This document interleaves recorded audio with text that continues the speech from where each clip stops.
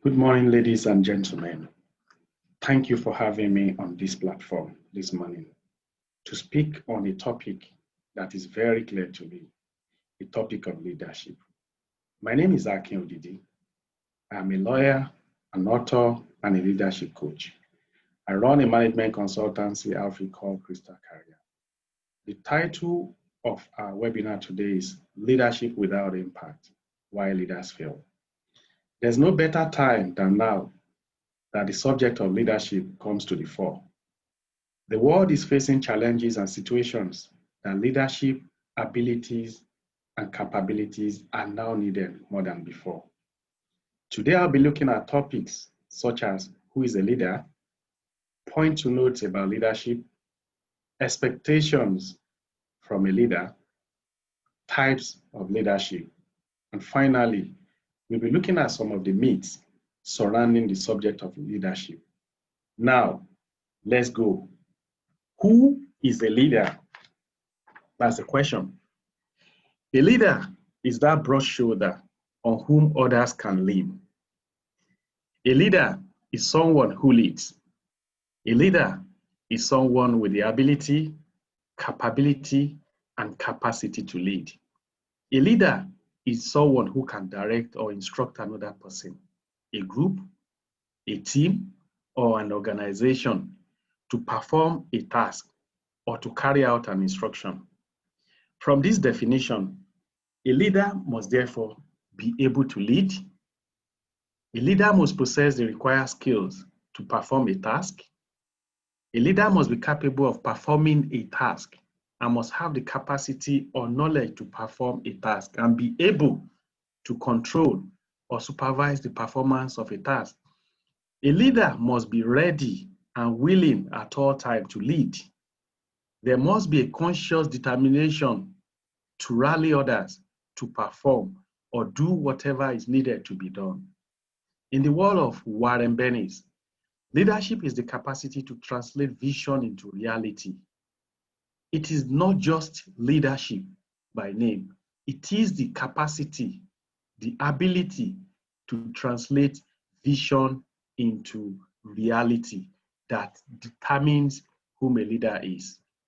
Now, we look at the types of leadership. Basically, there are two types of leadership. The first leader is a democratic leader. A democratic leader listens, he engages, he communicates with followers. A democratic leader is able to gauge followers' feelings. He's able to capture the mood and feelings of followers. They're able to know what their followers feel, how they feel. They are able to understand the mood. They are able to understand the behavior of their followers. They are able to know whether a follower is able, capable, or have the proper mindset to work.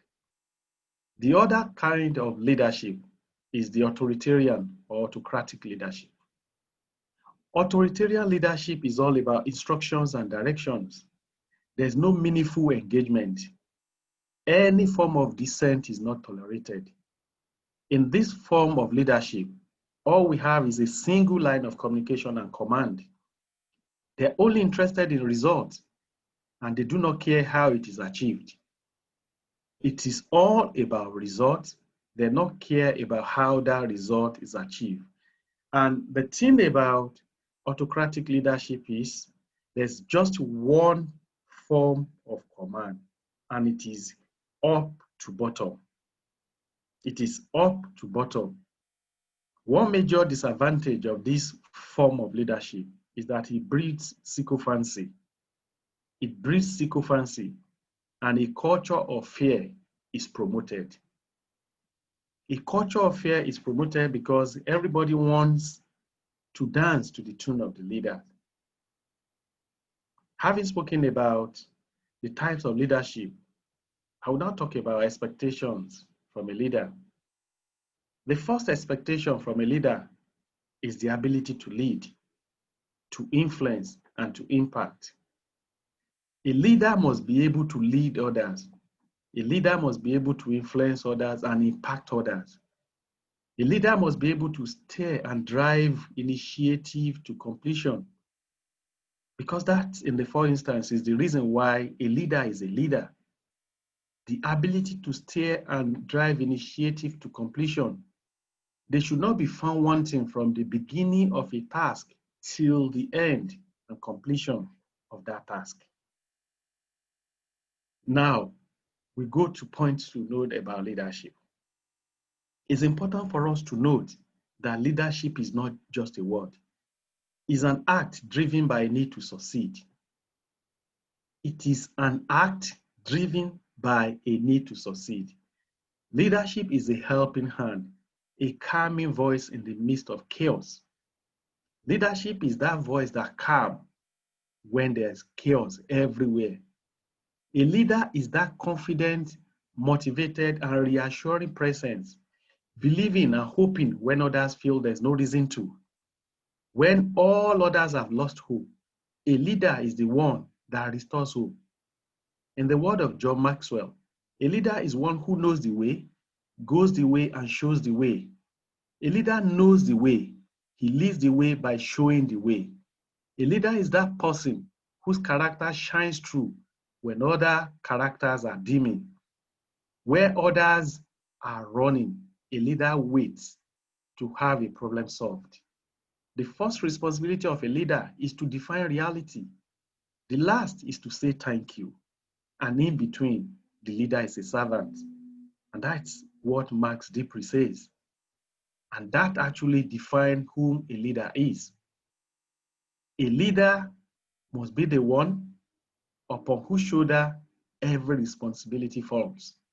And he's the one to define the reality to his followers. And we'll now be talking about some of the leadership myths.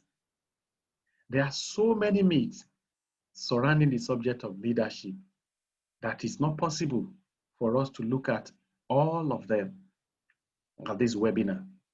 So all we're going to do is touch on some of them today. And at any other meeting, we'll look at some other outstanding myths. But first, what is a myth? A myth is a popular belief that has become associated with a person or an institution.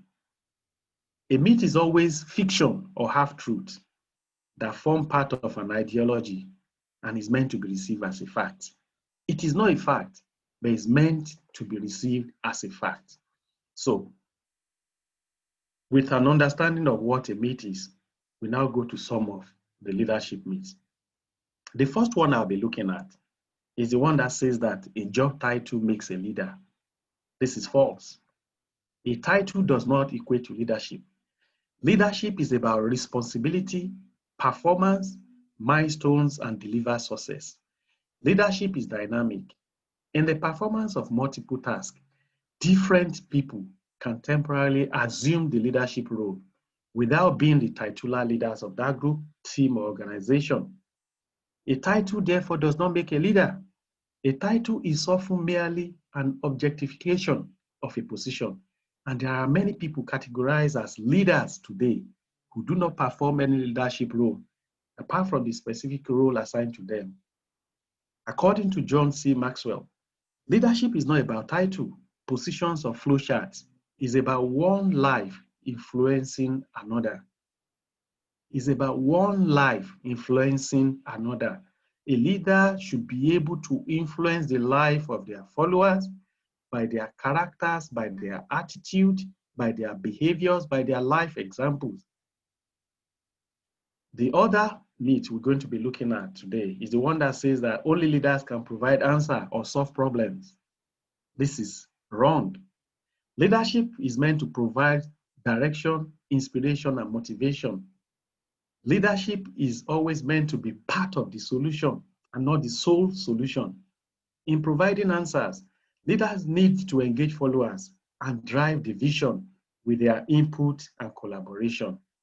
It is the input and collaboration of followers that a leader is expected to assemble for a decision to be made by them. Leaders cannot make mistakes. That's another fallacy and is a myth. Because leaders, like every other human being, can fail and they can make mistakes. Leaders can be the failure themselves, or the failure can come as a result of errors of judgment by others or under the leaders.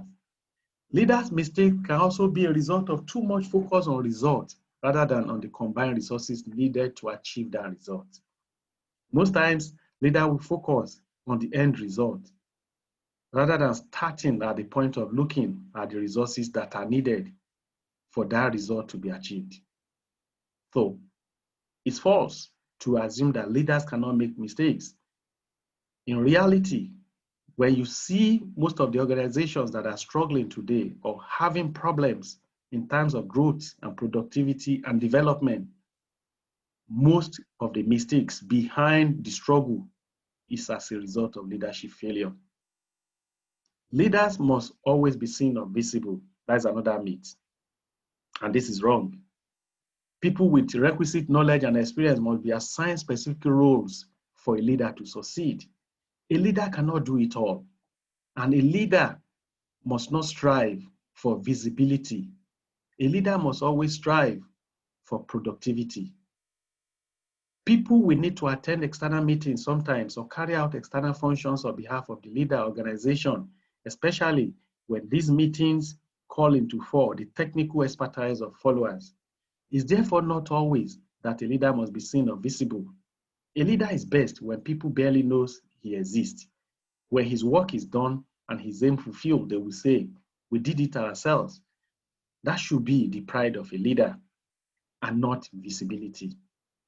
Another popular myth, which is also false, is the one that says that working alone makes a better leader.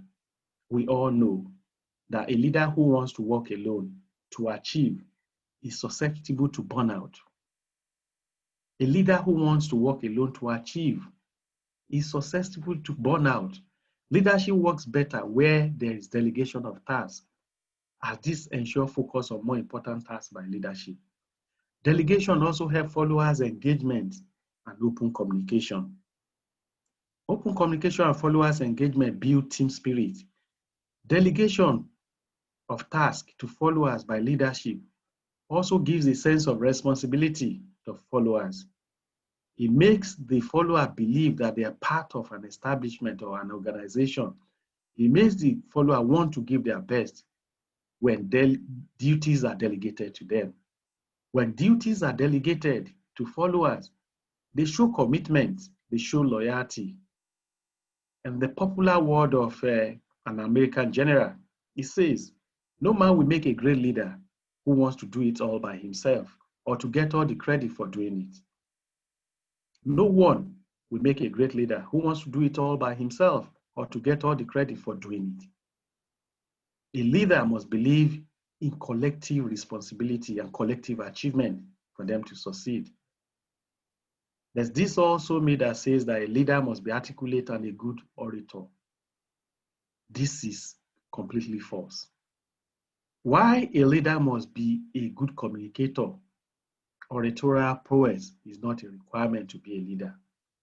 A leader must be good at communicating to followers, but a leader doesn't need to be an orator. Results are not defined by eloquence or by great speeches, but by growth based on sound judgment and capability.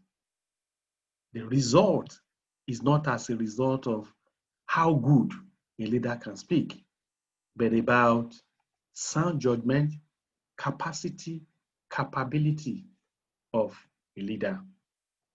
There's also this popular myth that says leaders are born. This is false. Leadership is a skill acquired through training, reading, through mentoring, and through experience. And all these have nothing to do with genetics. Leadership skills are developed through a systematic learning process, either consciously by leaders and followers, or unconsciously when a leader decides to ingrain leadership skills in their followers, sometimes even without the followers' knowledge. A leader can decide to keep a follower under his direct tutelage, ingraining leadership skill in that follower without the follower knowing. This is usually done by assigning roles that sometimes the follower feels are bigger than what they can achieve. But the leader has seen something in the follower that the follower is not seeing.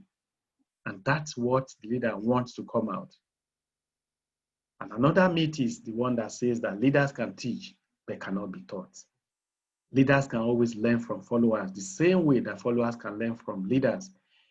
This is because wisdom is not an exclusive preserve of anyone. A leader can learn from followers the same way that the follower can learn from leadership. Now, having considered who a leader is, and having looked at the expectations from a leader, the types of leader, and the various myths about leadership, we'll be looking specifically at some of the reasons why leaders fail and how leadership can be improved in our next webinar. Thank you, and God bless.